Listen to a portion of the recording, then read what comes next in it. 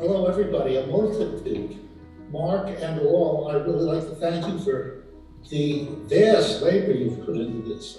On the deep wealth of this nation, Scotland.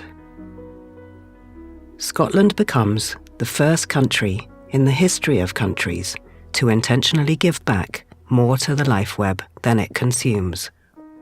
When the deep wealth of the country is understood to be in part a vast commons.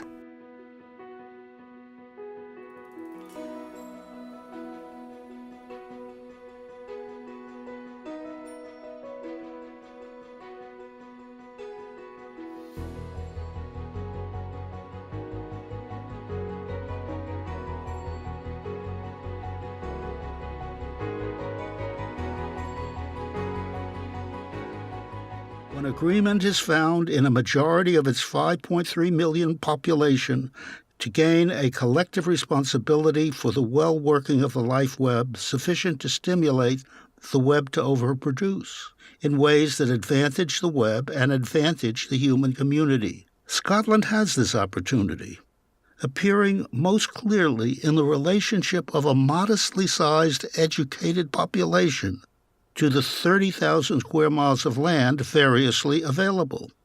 Coupled with an initial unity of beliefs at work, Scotland can become the first modern nation to stimulate, then put to work the overproduction of its life web as a vast public good. In so doing, also becoming the first people in modern history to reach an ecologically informed commons of mind, itself a mega niche among the multi-million species that nest within the great web of life.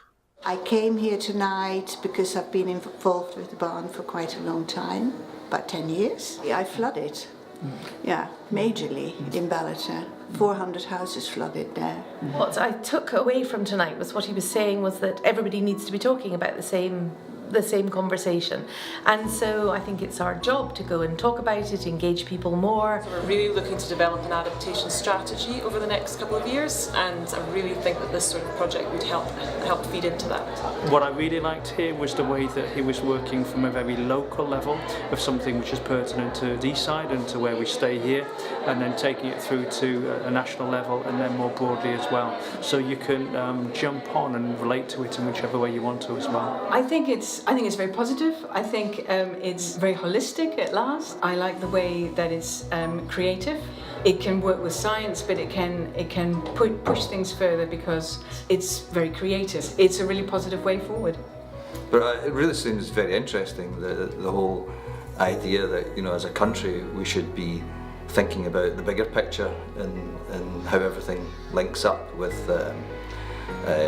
he didn't like the word sustainability, but that idea that we should really be looking after the place we live.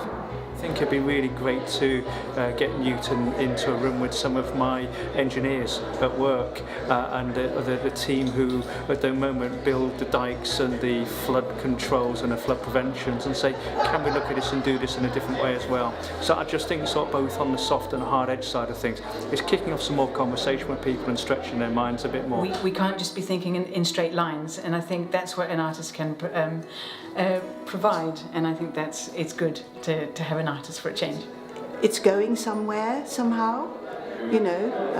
A lot of plans take a long time to come to fruition, but I think people are ready.